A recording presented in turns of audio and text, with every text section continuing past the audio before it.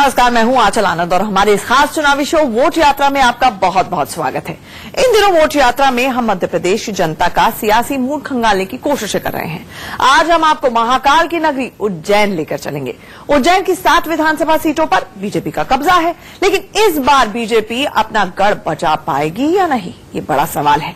जवाब जानने के लिए शुरू करते हैं आज की वोट यात्रा।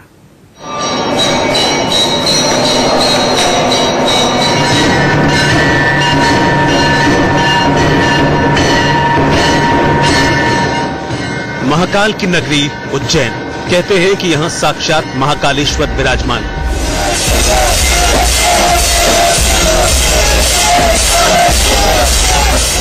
उज्जैन के महाकालेश्वर मंदिर का मालवा रीजन की 33 सीटों पर असर है। यही कारण है कि बीजेपी अध्यक्ष अमित शाह हो या कांग्रेस अध्यक्ष राहुल गांधी, हर कोई बाबा महाकालेश्वर के दरबार में हाजिरी लगाने आता है। उज्जैन को बीजेपी का गढ़ माना जाता है। 2013 के विधानसभा चुनाव में जिले की 7 सीटों पर कमल खिला था, लेकिन इस बार हवा का रुख बदल रहा है। इसी द्वार से होकर वो रास्ता जाता है जो पहुंचाता है हमें बाबा महाकालेश्वर की नगरी उज्जैनी में। महाकालेश्वर मंदिर एकमात्र ऐसा ज्योतिर्लिंग है जहां आज भी आरती भस्मी से की जाती है। चलिए आपको भी शहर में लिए चलते हैं। एंट्री गेट से आगे बढ़ने पर अच्छी सड़कें मिलती हैं, हरियाली और सफाई दिखती है, लेकिन शहर में और अंदर जाने पर सड़कें तंग हो जाती हैं। हम आगे बढ़े तो कई सारी गाय हमारी गाड़ी के आगे आ गई। इस बीच सड़क पर गायों का ये झुंड अपनी ही मस्ती में टहल रहा था। देश की राजनीति में सबसे अहम पशु के दर्शनों के बाद हम आगे बढ़े। धार्मिक वस्तुओं वाली ये दुकानें आईं तो हम समझ गए कि महाकाल का मंदिर आने वाला है। हम भी एक दुकान पर रुक गए। यहाँ महाकालेश्वर के ज्योतिर्लिंग की खूबसूरत तस्वीरें और दूसरी चीजें बिक रही थीं। यहाँ आने वाले श्रद्धालु ऐसी चीजों की खरीदारी करते हैं। दोपहर के समय जब हम दुकान पर पहुंचे तो पता चला कि बिजली नहीं है। हमने जब दुकानदार से पूछा कि एमपी के ऊर्जा मंत्री पारस चंद्र जैन के क्षेत्र में बिजली क्यों नहीं है, तो पता चला कि मेंटेनेंस के कारण पावर कट लगा है। लेकिन चर्चा के दौरान ही बिजली आ गई। पहले तो आपकी इस शॉप की मुझे खासियत बताइए, क्या क्या खास है यहाँ पर? यहाँ पर हमारे यहाँ रुद्राक्ष सबसे उच्च क्वालिटी का मिलता है। मैं देखना जरूर चाहूंगा, आप मुझे थोड़ा सा दिखाइए। एक ये इंडोनेशिया क्वालिटी का रुद्राक्ष है, एक ये श्रीलंका क्वालिटी का है। इसके बाद सबसे लो क्वालिटी आती है वो है नेपाल की आती है, जो जनरली अमूमन हर जगह मिल जाती है। हमने दुकान में मौजूद लोगों का सियासी मूड जानने की भी कोशिश की। क्या दिमाग में रहेगा जब इस बार आप वोट देने जाएंगे? इस बार जब हम वोट देंगे, जब ये देखेंगे कि हिंदुस्तान में जो राष्ट्र हित का कार्य करती है जो भी पार्टी, उसको हम अपना मतदान करेंगे। कहीं ना कहीं मध्य प्रदेश शासन में युवाओं को रोजगार दिया जा रहा है। युवा उद्यमी योजना, अनेक प्रकार की योजनाएं चलाई जा रही है और भगवान ने चाहा तो बीजेपी की सरकार वापस बनेगी, केंद्र में भी और मध्य प्रदेश में भी। और युवाओं के लिए शिवराज सिंह जी बहुत अच्छा प्रोफार्मा लाएंगे। जनता जिसे चाहेगी उसी की सरकार बनेगी। हम महाकाल के मंदिर के बाहर ही थे कि वहां से अखाड़ा परिषद के महामंत्री परमहंस डॉक्टर अवधेश पुरी गुजरे। एमपी की राजनीति में साधु संतों का भी खूब जलवा है, इसीलिए हमने इनकी भी सियासी राय जानने की कोशिश की। मुझे जहाँ तक लगता है भाजपा ने बहुत अच्छा विकास किया है पिछले 10-15 वर्षों में। संयोग से देखो सिंगस्त भी आया, 2004 का भी सिंगस्त भाजपा कराई थी, उस समय भी विकास हुआ था। लेकिन इस बार का जो विकास हुआ है बहुत हुआ। यहाँ बहुत अच्छे अच्छे रोड बने हैं। यहाँ क्षिप्रा जी पर 14 पुल बनना, 8 किलोमीटर लंबे घाट बनना। मैं कांग्रेस की अगर स्थिति मध्य प्रदेश में देखता हूँ तो किस तरह की स्थिति देख रहे हैं आप? कांग्रेस की जहाँ तक बात है, कांग्रेस की आपसी जो फूट है, कांग्रेस अंदर से बंधी हुई नहीं है, उसके पास अच्छे वक्ता भी नहीं है। मतलब साफ है, कांग्रेस ने अगर अंदरूनी कलह से पार नहीं पाया तो उसका वनवास इस बार भी खत्म नहीं होगा। साधु संतों की राय जानने के बाद हम आगे बढ़े तो हमें मंदिर के बाहर ही गजराज के दर्शन हो गए। महावत जी भी मौजूद है, गजराज यहाँ मौजूद है। महावत जी, नाम क्या है आपका? अनिल जी। अनिल? हाँ। तो अनिल जी, गजराज जी की उम्र कितनी है? इसकी 40 साल होगी सर। अच्छा, इस बार ये तो वोट नहीं डालेंगे, आप वोट डालने जाओगे? जी सर, जाएंगे ना। तो वोट डालने में क्या क्या दिमाग में रहेगा, किस बात पे वोट डालेंगे आप? डालेंगे साहब जो भी हो। कोई तो मुद्दा होगा आपके दिमाग में? कोई मुद्दा नहीं, डालेंगे जितनी अच्छा होगी। अच्छा, बस जाके वोट डालना है इसलिए डाल देंगे। और क्या करें, हमारा काम ही है। अनिल ने तो खुलकर बात नहीं की, लेकिन वहां मौजूद अन्य लोगों ने जरूर अपने मन की बात साझा की। ये बताइए, उज्जैन में क्या बदलाव देखा इन कुछ सालों में? अच्छा काम हुआ सर, एक नंबर काम हुआ शिवराज सिंह जी ने। अच्छा, एक नंबर काम हुआ सर। अच्छा काम हुआ है यहाँ जी। वोट डालने जाओगे तो इस बार वोट किस दिमाग के साथ में जाओगे, किस मुद्दे को लेकर जाओगे कि मैं वोट इस बात पे करूंगा? सर विकास के नाम पे वोट डालेंगे सर। विकास? जी हाँ। आपका पड़ोसी नहीं, वो विकास जो हो रहा है जी उसी के लिए। वो वाले विकास नहीं ना? नहीं, यहाँ के विकास के लिए। यहाँ के विकास के लिए, उज्जैन के विकास की बात करेंगे। जी जी जी। अच्छा, मोदी जी का जादू चलेगा? नहीं, पिछली बार की तरह जादू तो नहीं चलेगा, बट और पार्टी से काफी आगे बीजेपी जा रही है। जनता मानती है कि मोदी लहर कम हुई है। महाकाल की सीढ़ियों के बाहर जनता का सियासी मूड भांपने के बाद हमने अपनी वोट यात्रा आगे बढ़ाई। हमारे संवाददाता एहतियाब शेख मोटरसाइकिल पर सवार हो गए। उज्जैन के बाजार और चौक चौराहों को देखते हुए हम आगे बढ़े। शहर में पुरानी इमारतें हैं जो नए जमाने के साथ अपना रूप बदल रही है। हम उज्जैन के मुस्लिम बहुल इलाके तोपखाने में पहुंचे। मंदिरों के शहर उज्जैन में मस्जिदें भी हैं। ये शहर गंगा जमनी तहजीब की मिसाल पेश करता है। समन्वय कैसा है दोनों धर्मों के लोगों के बीच में? यहाँ दोनों धर्म के लोग एक साथ एक समान रहते हैं। आप जैसे देख रहे हैं, इधर मस्जिद है, इधर हमारा उपकेश्वर महादेव का मंदिर है। दोनों ही समाज के लोग बहुत मिलजुल के और बहुत भाईचारे से रहते हैं। सभी अपना त्योहार एक साथ मिलजुल कर बनाते हैं। ईद के दिन वो साथ में आते हैं, सिवैयां खाते हैं। दिवाली के दिन हम जाकर मिठाई खाते हैं उनका। यही तो हमारे देश की खूबसूरती है। हमने इन लोगों से एमपी चुनाव पर भी चर्चा की। इस बार जब चुनाव में आप वोट डालने जाएंगे तो आपके दिमाग में मुद्दे कौन से होंगे? जी सर। मुद्दे, हम एक अच्छा भारत चाहते हैं, एक अच्छा नेता चाहते हैं जो सभी के काम करे, ना कोई जाति वर्ग पे काम करे, ना कोई समाज वर्ग पे काम करे। वो एक अच्छा हिंदुस्तान बनाने के लिए, अच्छा हिंदुस्तान को आगे बढ़ाने के लिए काम करे, वो नेता हम चाहते हैं। आपके विधायक काम कर रहे हैं? जी हाँ, काम कर रहे हैं। सर, मैं जानना चाहूंगा शिवराज सिंह चौहान जी के बारे में क्या कहेंगे, उनकी सरकार के बारे में क्या कहेंगे? उनकी सरकार बहुत अच्छा काम कर रही है। कई तरह की वो योजनाएं चल रही हैं, कम से कम 25-30 योजनाएं चल रही हैं, सबों को उसका फायदा मिला है। हमें यहीं पर कोई मीठी चीज पकने की महक आई। पास गए तो पता चला कि लड्डू बनाने की तैयारी हो रही है। दादा क्या बना रहे हैं? ये लड्डू का बेसन है। अच्छा, लड्डू का बेसन है, बेसन के लड्डू बनेंगे? बिल्कुल।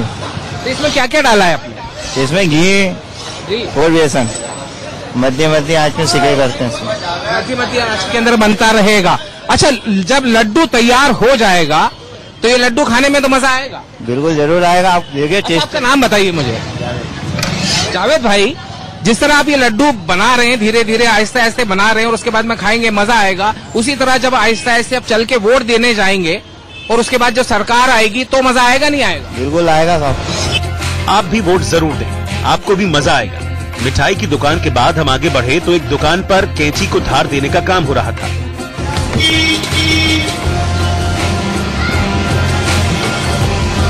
हम भी उसे देखकर आगे बढ़ चले। वोट यात्रा के अगले पड़ाव पर हम पहुंच गए काल भैरव मंदिर। हैरान करने वाली बात यह थी कि यहाँ प्रसाद में शराब बिक रही थी। काल भैरव को प्रसाद में शराब चढ़ाई जाती है। मैं आपसे ये जानना चाहूंगा कि मदिरा चढ़ाने की परंपरा क्या है? मदिरा पिलाने से परंपरा से मन्नतें पूरी होती है काल भैरव को। इनको काल भैरव को शराब पीने का शौक नहीं है, अपने कष्ट वो हरते हैं, इस कारण इनको शराब पिलाई जाती है। काल भैरव की महिमा जानने के बाद हमने लोगों से शिवराज सरकार के बारे में भी सवाल पूछे। मामा ने इतना काम किया है कि जिस समय मामा नहीं था उस समय कांग्रेसी दिग्गी था। दिग्गी के समय हम गेहूं पिसाने के लिए इंतजार करते हैं कि लाइट हमारी कब आएगी, तो तुरंत लाइट पर गेहूं पिसा लें, पानी भर लें, फुर्सत। यहाँ से इंदौर जाने के लिए हमको 3 घंटे लगते थे, आज 45 मिनट में इंदौर पहुँचते हैं हम। यानी सड़क और बिजली तो हुई, बहुत अच्छी हुई है, बहुत अच्छी हुई है। काल भैरव की धरती से तो बीजेपी के लिए अच्छी खबर आ रही है। लोगों से चर्चा के बाद हम काल भैरव के मंदिर पहुंचे। यहां बड़ी संख्या में श्रद्धालु बाबा के दर्शन करने आए थे। पुजारी काल भैरव को शराब का भोग लगा रहे थे। ओम यम यम यक्षरूपम दयुतम भूमिकंपायमानम संसम संभार मूर्ति सिर मुकुट जटा शेखर चंद्र बिंबम दम दम दम दिग्मालं धूम्रोलं गलालं बम पम बाप संभारम नतुकम भैरवम क्षेत्रपालम। कहते हैं काल भैरव के मुंह से जब शराब लगाई जाती है तो वो अपने आप ही खत्म हो जाती है। भक्तों के लिए यह आस्था का विषय है तो विज्ञान के लिए रिसर्च का। दर्शनों के बाद हम बाहर आए तो मंदिर के बाहर डमरू वाले की दुकान दिखी। अमरजीत नाम के दुकानदार नेताओं से बेहद खफा हैं। वोट डालने जाते होंगे? वोट डालने नहीं जाता मैं। नाराजगी है कुछ? बिल्कुल नाराजगी है। किस बात से नाराज हैं आप? बिल्कुल ही नाराजगी है। मैं तो डालता ही नहीं, मैंने वोट आज तक डाला ही नहीं। अच्छा, तो क्या नेताओं से इतना खफा हो गया? जी खफा है जी। कोई सुनवाई नहीं करता, जरा से काम के लिए जाओ तो सुनवाई नहीं करता, कोई आफत आ जाए तो सुनवाई नहीं करता कोई।